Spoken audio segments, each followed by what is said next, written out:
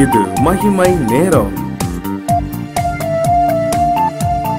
கர்த்தருடைய பரிசுத்தமான நாமத்துக்கு ஸ்தோத்திரம். இந்த நாளிலும் இந்த காலை வேளையிலே ஆண்டவருடைய வார்த்தையை உங்களோடு சொல்வதிலே மகிழ்ச்சி அடைகிறேன். இந்த வாரத்திலே நாம் ஆராதிக்கிற தேவன் எப்படிப்பட்டவர் என்று சொல்லி ஒவ்வொரு நாளும் நாம் தியானித்து வருகிறோம். கர்த்தர் இரக்கமுள்ள தேவன், நம்முடைய ஆண்டவர் நீதி செய்கிற தேவன் என்று சொல்லி இந்த நாளிலே நாம் தியானிக்க இருக்கிறோம். சங்கீதம் 11 சங்கீதம் 7 வசனத்திலே பார்க்கிறோம், கர்த்தர் நீதி உள்ளவர், நீதியின் மேல் பிரியப்படுவார், அவருடைய முகம் செம்மையானவனை நோக்கி இருக்கிறது. சங்கீதம் 11 சங்கீதம் 7 வசனத்திலே நாம் பார்க்கிறோம், கர்த்தர் நீதி உள்ளவர், நீதியின் மேல் பிரியப்படுவார். நம்முடைய ஆண்டவர் எதில் பிரியப்படுகிறார்? நீதியின் மேல் பிரியப்படுகிற தேவன். நம்முடைய தேவன் நீதியின் தேவன் என்று சொல்லி வேதம் அவரை குறித்து சொல்லுகிறது. ஆண்டவர் நீதியில் பிரியப்படுகிற தேவன்.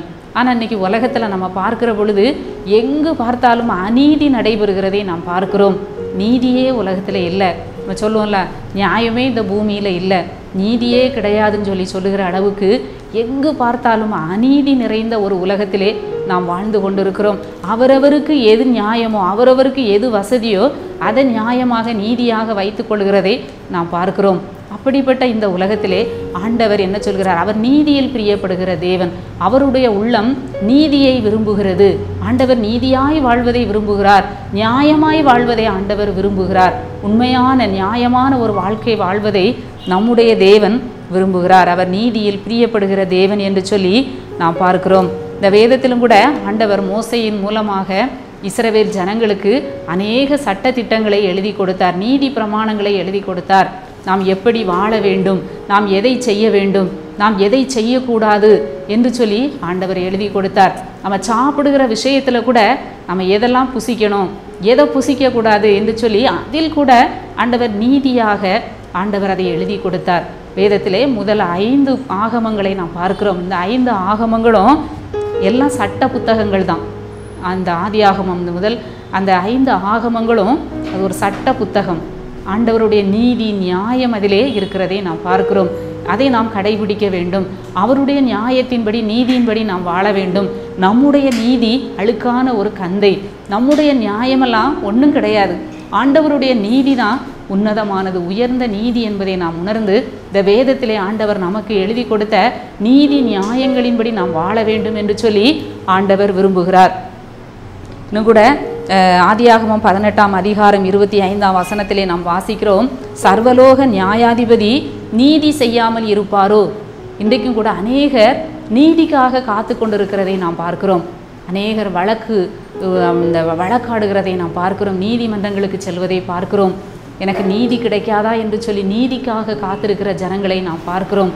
இங்கே சொல்லுகிறது, சர்வலோக நியாயாதிபதி நீதி செய்யாமல் இருப்பாரோ? ஒருவேளை ஆண்டவரே எனக்கு நீதி கிடைக்கலையே, எனக்கு நியாயம் கிடைக்கலையேன்னு சொல்லி ஒருவேளை சோர்ந்து போய் இருக்கலாம். அந்த நீதியுள்ள நியாயாதிபதியின் இடத்திலே நாம் இரக்கத்துக்காக, நீதிக்காக, ஆண்டவரே எனக்கு நீதி செய்யும், நான் அநீதியினால் நிறையப்பட்டிருக்கிறேன், எனக்கு இந்த காரியத்திலே அநீதி இழைக்கப்பட்டிருக்கிறது, கர்த்தர் எனக்கு நீதி செய்யும் என்று சொல்லி நாம் கேட்கிற பொழுது நம்முடைய நீதியின் தேவன், நம்முடைய நியாயத்தை, நீதியை அவர் விளங்க பண்ணுகிற தேவனாக இருக்கிறார். இங்கே அந்த ஆதியாகமம் 18 அதிகாரத்திலே இங்கே ஒரு சம்பவம் நடக்கிறதை நாம் பார்க்கிறோம். அந்த சோதோம் கொமோரா பட்டணத்தை ஆண்டவர் அழிப்பதற்காக தூதர்களை அனுப்புகிறார். அப்பொழுது ஆபிரகாம் தன்னுடைய சகோதரன் மகனாகிய லோத்துவுக்காக அங்கே மன்றாடுகிறதை நாம் பார்க்கிறோம். ஆண்டவரே, பட்டணத்திலே 50 நீதிமான்கள் இருந்தால் அதை அழிப்பீரோ என்று சொல்லி அந்த தொகையை குறைத்து ஆண்டவரிடத்திலே மன்றாடுகிறார். எப்படியாவது அந்த சோதோம் கொமோரா பட்டணத்திலிருந்து தன்னுடைய சகோதரன் மகன் தப்புவிக்கப்பட வேண்டும் என்று சொல்லி ஆண்டவரத்திலே மன்றாடுகிறார். அப்பொழுதுதான் சொல்லுகிறார், சர்வலோக நியாயாதிபதி நீதி செய்யாமல் இருப்பீரோ? துன்மார்க்கனையும் சன்மார்க்கனையும் ஒன்று போல நீர் அழிப்பீரோ? துன்மார்க்கனையும் சன்மார்க்கனையும் ஒன்று போல பார்ப்பீரோ என்று சொல்லி அந்த ஆபிரகாம் ஆண்டவரிடத்திலே மன்றாடுகிறதை நாம் பார்க்கிறோம். ஆண்டவர் அப்படிப்பட்டவர் அல்ல. அநீதி அவருக்கு தூரமானது. நீதியை விரும்புகிற தேவன், நீதி நியாயத்தை ஆண்டவர் விரும்புகிற தேவன். இந்த காலை வேளையிலே ஆண்டவரே, என் வாழ்க்கையில் இந்த காரியத்தில் எனக்கு நீங்கள் நீதி செய்ய வேண்டும் என்று சொல்லி கேட்டுக்கொண்டிருக்கலாம்.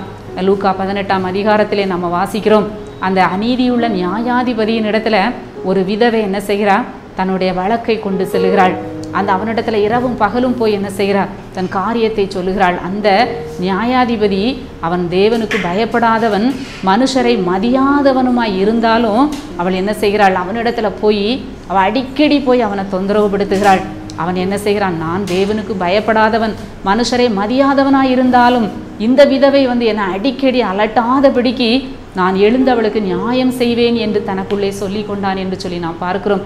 அடிக்கடி அலட்டுகிறாள், எனக்கு நியாயம் செய், எனக்கும் எதிராளிக்கும் இருக்கிற காரியத்தில் நியாயம் செய் என்று சொல்லி அநீதி உள்ள நியாயாதிபதியின் இடத்துல அவள் போய் அவனை தொந்தரவு பண்ணுகிறாள், அலட்டுகிறாள்.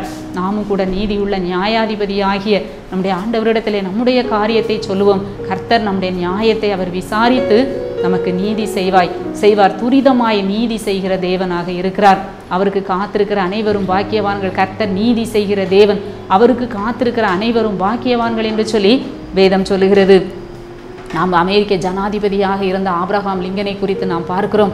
அமெரிக்க சட்டத்தை இயற்றியவர் அந்த மனிதர், தேவ மனிதர். ஜெபித்து முழங்காலிலே நின்று அவர் ஜெபித்து அந்த அமெரிக்க நாட்டுக்குரிய சட்ட திட்டங்களை அவர் இயற்றினாராம். நிற்கும்போது ஜெபிப்பார், நடக்கும்போது ஜெபிப்பாராம், அவர் படுத்திருக்கும் போதும் ஜெபிப்பாராம், சாப்பிடும் போதும் ஜெபிப்பாராம்.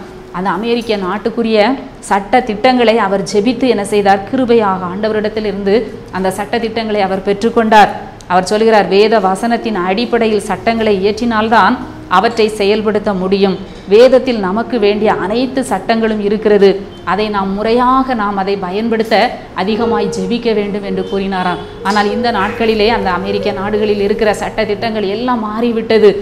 எல்லாமே அந்த அநீதியாக அது மாறி போனதை நாம் பார்க்கிறோம். ஆனால் பழைய காலத்திலே ஆபிரகாம் லிங்கன் போன்ற தெய்வ பயம் நிறைந்த ஜெபிக்கிறவர்கள் நல்ல அருமையான சட்டத்திட்டங்களை அமெரிக்க நாட்டிலே இயற்றி அந்த நாட்டை ஒரு செழிப்பான வல்லரசாக மாற்றினார்கள் என்று சொல்லி நாம் பார்க்கிறோம். நாமும் கூட நம்முடைய வாழ்க்கையிலே ஆண்டவரே எனக்கு நீதி செய்யும், நியாயம் செய்யும் என்று சொல்லி கேட்போம். நாமும் கூட சட்ட திட்டங்களுக்கு கீழ்ப்படிந்து நடப்போம். நமக்கு மேலான அதிகாரிகள், அவர்களுக்கு நாம் கீழ்ப்படிந்து நடக்க வேண்டும். நாம் அந்த சட்டங்களுக்கு நாம் உட்பட்டு நடக்க வேண்டும். நமக்கென்று வரையறுக்கப்பட்ட சட்ட திட்டங்களுக்கு உட்பட்டு நாம் நடக்க வேண்டும். ஆண்டவருடைய நீதி நியாயங்களின்படி நாம் நடக்க வேண்டும். நாம் ஆண்டவரிடத்திலே, ஆண்டவரே நான் நீதி உள்ளவளாக, நான் ஒரு ஆண்டவரே உடைய நீதிக்கு கீழ்ப்படிந்து நடக்கக்கூடிய நல்ல இருதயத்தை எனக்கு தாரும் என்று சொல்லி நாம் கேட்போம். ஆண்டவர் ஒழுங்குகளை விரும்புகிற தேவன், நீதியாய் வாழ்வதை விரும்புகிற தேவன், அநீதியை வெறுக்கிற தேவன், அக்கிரமத்தை ஆண்டவர் வெறுக்கிறார். எல்லாவற்றிலும் நாம் நேர்மையாக வாழ வேண்டும் என்று சொல்லி ஆண்டவர் விரும்புகிறார். இந்த காலை வேளையிலே ஆண்டவரிடத்தில் நாம் ஜெபிப்போம். எங்களை நேசிக்கிற நல்ல ஆண்டவரே, இந்த நல்ல நாளின் காலை வேளைக்காக உம்மை துதிக்கிறோம், உம்மை ஸ்தோத்திரிக்கிறோம். ஆண்டவரே, எங்களுக்கு கொடுத்த நல்ல வார்த்தைகளுக்காக, ஆலோசனைகளுக்காக உமக்கு நன்றி செலுத்துகிறோம் சுவாமி.